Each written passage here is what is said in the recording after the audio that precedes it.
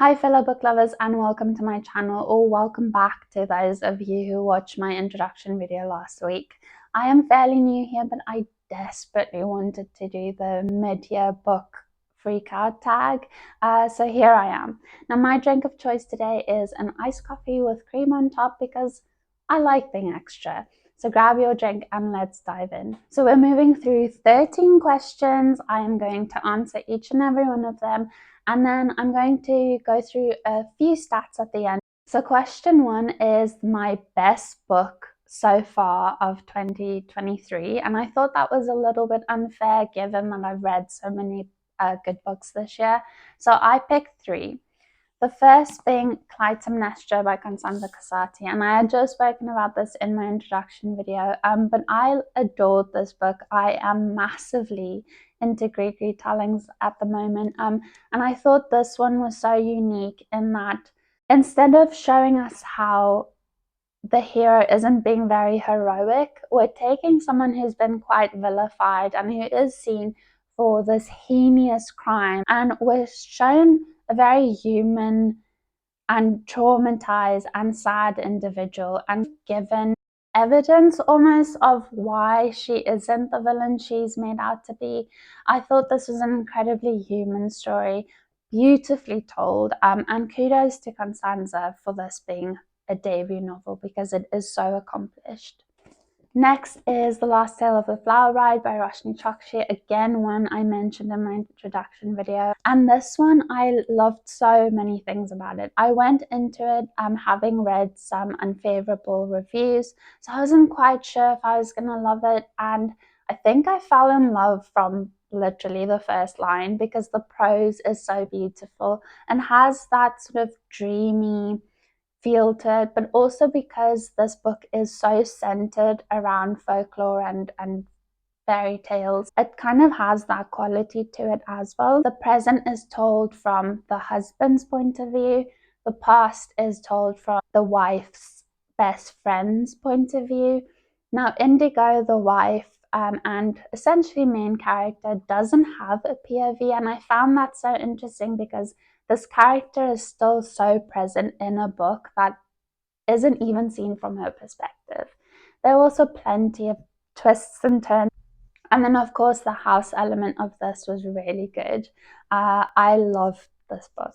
And then we have Alone with You in the Ether by Olivia Blake. I had mentioned in my introduction video that I had read this book at the exact right moment, and I stand by that. For those of you who don't know what this one's about, we have Reagan, who is diagnosed bipolar, and we have Aldo, who has compulsive behavior. He also definitely has anxiety and depression symptoms. And so it is a heavy book, and I would advise that you go into it in the right state of mind.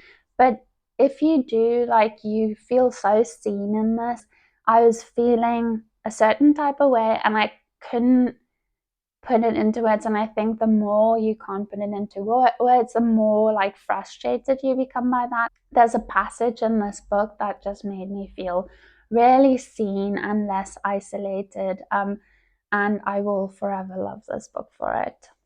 Okay, so second question is the best sequel I've read so far this year, and this one was really easy because I've only read one sequel. It is shameful to me that I have read so many or started so many good series this year and just left it at the first book. But I think in my defense, because I will always try and justify my behavior, I would rather know that it is a series I'd like to continue than just dive in and get the sequel. So I have a TBR filled with first books, and before I buy second books, I'd like to get through that pile. My choice is Bloodmark by Tracy Deonn. I had read Legendborn and felt like I immediately had to dive into this book, and it just so happened to be on the Waterstones buy one get one half price table, and so I had to get this. I had spoken in my previous video about how much I love Legendborn for how it deals with grief. This is basically a continuation of that. We still see Bree really struggling with grief, and in mourning. We also see Brie try and reconcile two parts of herself. I obviously can't say too much about this book without spoiling anything, but she's still in the secret society, but she's also looking at her roots and her heritage. And I really love seeing Brie grow into herself a little bit more. I think anytime you have a satisfying arc in a book, I am so there for it. Like, I love seeing character growth. But yeah, I love this one. Now, as for a new release I haven't read yet but really want to, I have Perilous Times by Thomas Dealey. This book sounds hilarious to me. Now, I love when characters are sort of displaced in time, especially in this where you have a medieval character who pops up in like modern day England, I think, wherever it is, having them kind of go through the motions of what we find really ordinary. So even just like getting on a bus or paying for something at a shop, and having no clue how to deal with that scenario. Hilarious. And it's just a fresh take on like Welsh mythology as well. So this one I think is going to be really good. Now, my most anticipated releases for the second part of this year, I actually have two books. The first is The Fragile Threads of Power by V. Schwab, which is the fourth book in the Shades of Magic series. I absolutely adore V. Schwab. She is one of my all-time favorite authors, and I love the Shades of Magic series. I love Cal and Lila, probably two of my favorite characters. I love their shenanigans. I love the magic system in these books. Having the opportunity to return to this world is so exciting to me. The other anticipated book is again by an author author, and it is Starling House by Alexi Harrow. She is easily one of the authors that I do not even read the blurb for because I know I will love whatever she puts out. And that's very much the case with Starling House because I'm not sure of the details of this book, but I know it's a house book, which, if you remember from my introduction video, I am really enjoying at the moment. I love when houses or anything that's not a person can act as another character. My biggest disappointment of the year so far, I have not even finished reading, but I am nearly done with it, and I know it's going to be my biggest disappointment, is Stone Blind by Natalie Haynes. And it's such a shame because Natalie Haynes is sort of like the household name of Greek retellings, and this was my first introduction to her, and I do not feel like it was a favorable first introduction. Medusa, especially, I have such a soft spot for because, again, she is a vilified figure in Greek myth and she is misunderstood. And I really wanted a story that did her justice. I felt like with Stone Blind, it was a parody of Greek myth. I don't know, it read really strangely to me. I think the other issue I have with it is that there are so many points of view, and the thing I really love about Greek retellings is it is usually primarily one point of view. So this one hurts a lot to say that I didn't enjoy it, but there were points that I found interesting, points I found funny, but for the Marvel fans here, it's sort of like that scene where Matt Damon plays Loki, and it's this like parody of the Norse gods, and that's kind of what this book is reading like. Now, when it comes to my biggest surprise, I have to put up How High We Go in the Dark by Sequoia Nagamatsu. This is one of the few books I've purchased recently where I just had no idea what it was. It wasn't a recommended book. I saw the cover, I thought it looked interesting. I think the blurb was something about a grieving father adopts a speaking pig, and I was like, sign me up, baby. That sounds amazing. And this book just blew me away. It is a novel, but it essentially reads as short stories, and it's really a look at funeral rites. But what it essentially ends up doing is really looking at grief, and we follow this as a fallout from a plague that's wiped out a huge number of the world's population. So we see these people really trying to not only grieve but to find a new normal in a way. And these stories aren't massively long. They're longer than like your average chapter, but essentially they're quite short. And I was really impressed by the amount of depth and emotion that Sequoia Nagamatsu managed to pack into each one of these stories. I think 9 out of 10 made me cry. They were so incredibly moving and heartbreaking. And it was kind of strange novel because it is dystopian, but it had this focus on the human element instead of the event itself. And I was so pleasantly surprised by this book. A favorite new author I have found this year is Aidan Thomas. I read Cemetery Boys and The Sunbearer Trials shortly after because I needed more Aidan Thomas in my life. Something about these books are just so warm and just so beautiful to read. It's also like easy reading. This one in particular is about Teo, who is the son of the goddess of birds. It is essentially the Hunger Games meets Percy Jackson because we have these trials that Teo has to compete in with all of these Mexican gods. That's what I love about Aidan Thomas, is he explores these beautiful Latin stories and Latin culture, and I just really love the feel of these stories. So I'm very excited to continue my little journey with Aidan Thomas. My newest fictional crush was a really difficult question to answer because I have read so much YA this year and it does not feel age appropriate for a 33-year-old to be crushing on a 17-year-old. The one book I've read with older men who weren't complete jerks was One for My Enemy by Olivia Blake, and I really liked Lev. There was something funny and warm and passionate that drew me in. I wouldn't say I fell head over heels in love with him, but he was definitely the closest to an age appropriate fictional crush. Now, this book can stay right where it is because the next question is my new favorite character, and it is Masha from One for My Enemy. Sasha is cool, Lev is cool, but Masha, I think, is probably a fan favorite. She is so incredibly strong. She has this razor sharp wit. There were so many things about her that I really liked, and I liked that like quiet intensity that she has as well. I also like that she had this idea that she could not be loved and she could not love without being weak and not being able to do what her family requires her to do. I loved seeing her constantly like battle these sides of herself.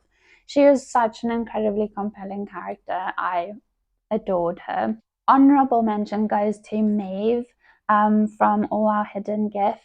Maeve was a compelling character because we see her go from this incredibly bratty kid to someone who can take responsibility and someone who has this massive like growth spurt, and not in a physical sense. I really like this book as well. Next question, a book that made me cry, and this was hard to narrow down because I cry very easily, and there's almost always at least one scene that has me crying in a book. But I wanted to focus on one that made me bawl. And I mean, I need to step away from this book and try and compose myself and then come back to reading that kind of crying. It was Alone with You in the Ether, which I know we're circling back to, but this book really, really touched me. And I think in that passage that I mentioned, that just really spoke to my soul. It kind of broke my heart. A book that made me happy this year was Cemetery Boys by Aidan Thomas. Now, this one follows our main character, Yadriel, who is a trans boy. Seeing him try and fit into a body that makes him uncomfortable, but try and make it so that he does feel more comfortable, and seeing his family reject that is really heartbreaking. But to then go on and kind of accept himself and grow into himself was such a beautiful thing to root for. And I loved how this character who starts out wanting to prove to his family that he can be who he wants to be and still please them and win their acceptance, then go on and and be okay with himself and his surroundings is just really incredible, and it made me happy. And I love the dynamic between Yadriel and Julie. I really enjoyed this, so if you haven't read it yet, please go and do so. Now the next question was tricky too, because this asks, what is your most beautiful book you've bought so far this year or received so far this year? And I am subscribed to book boxes and they are all gorgeous. But one that I always come back to is The Adventures of Amina Al-Sarafi. Not only is the dust jacket amazing and those edges are so cool with the little ship and the octopus, the color scheme's incredible as well. But under the dust jacket is my favorite part. This is probably the most gorgeous naked hardback I own. I also love what they did with the spine. And then the end papers are little maps, which I think it's just creative and gorgeous. So the final question is, what books do I need to read by the end of the year? There are quite a few.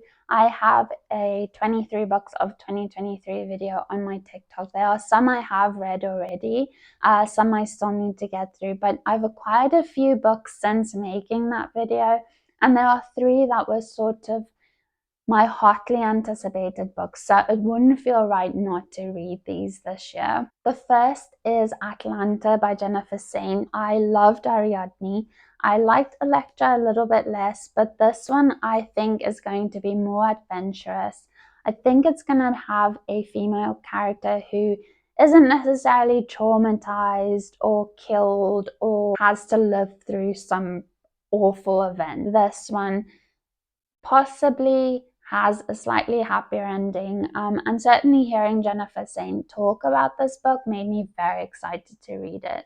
Next is Chess of the Emerald Sea by Brandon Sanderson. I am a huge Brandon Sanderson fan. If you're gonna tell me this is for fans of The Princess Bride, I want to know how and why. So I cannot wait to read this book and find out.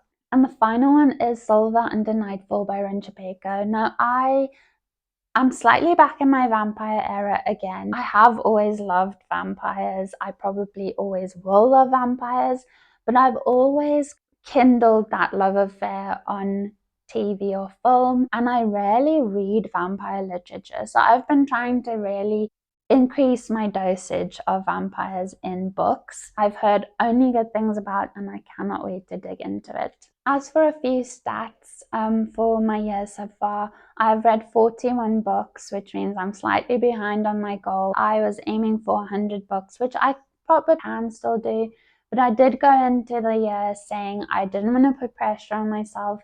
I didn't want to consume just for consumption's sake. I actually wanted to enjoy the process. So if I do not get to 100 books, absolutely fine.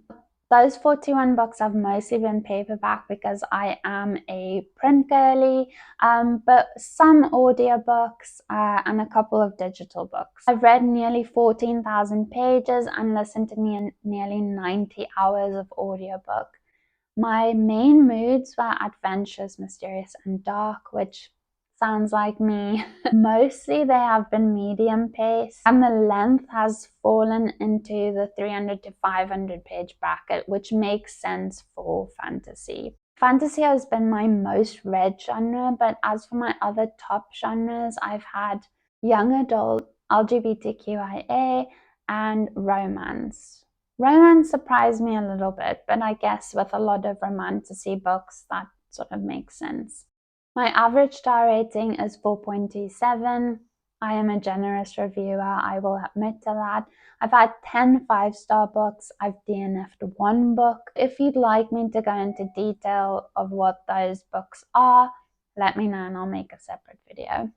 I also went into this year wanting to read more diversely. I was doing that last year, but I think it was mostly authors of Asian descent. This year I really wanted to vary that even more. I looked at my diversity graph and I'm not doing as well as I thought I was, but this is good because then this is something we can fix for the rest of this year. Out of the books I've read so far this year, 70% of those authors were white, 10% were Black, 5% were Latin, and 13.5% was Asian. So that definitely needs work. We need to make that a more balanced graph.